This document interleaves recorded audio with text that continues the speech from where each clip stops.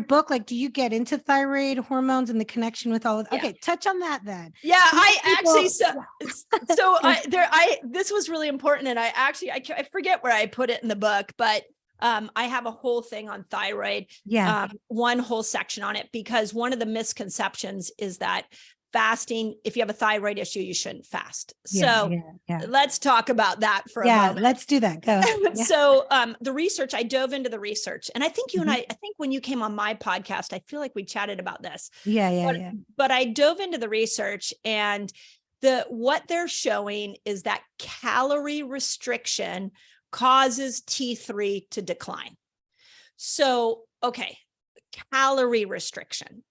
Fasting is not calorie restriction. So the first thing is we're talking about time restriction. So the first thing that we need to understand is when you fast, make sure you're fasting like a girl, you're fasting according to your cycle.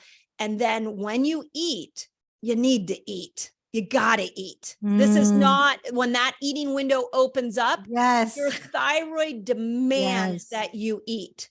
So fasting got a bad rap for thyroid problems because people were doing, when they opened up their eating window, they wouldn't eat enough. So they were in calorie restriction.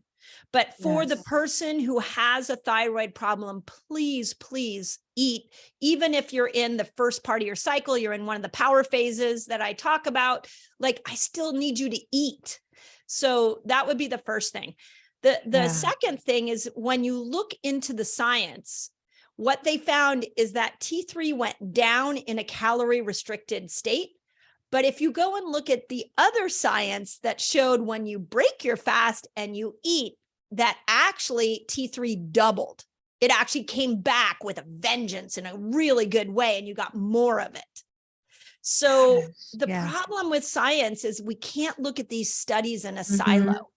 Everybody's obsessed with Huberman Labs right now. And there's, Rhonda Patrick and a lot of great researchers out there.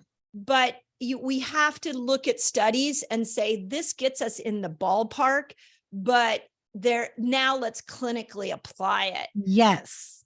So I think that's with thyroid. We have to understand that there's a possibility to actually heal your thyroid using fasting. And I have seen it. Even, I think I told you this story that early on when I was teaching fasting, I had this woman who had her thyroid removed, and she was really hard, kind of one of those patients that was always kind of on you, and so she came in one day to me and she said, okay, this fasting thing is not working for me.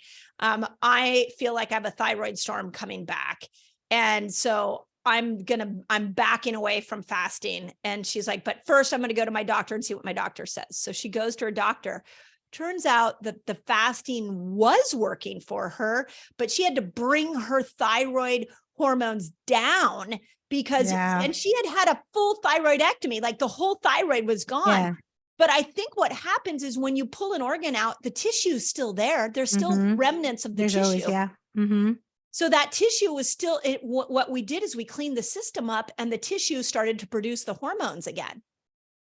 That is crazy. So amazing. Right? And so I think what happened is she had to adjust her medication, and the thyroid storm was coming from too much of the medication.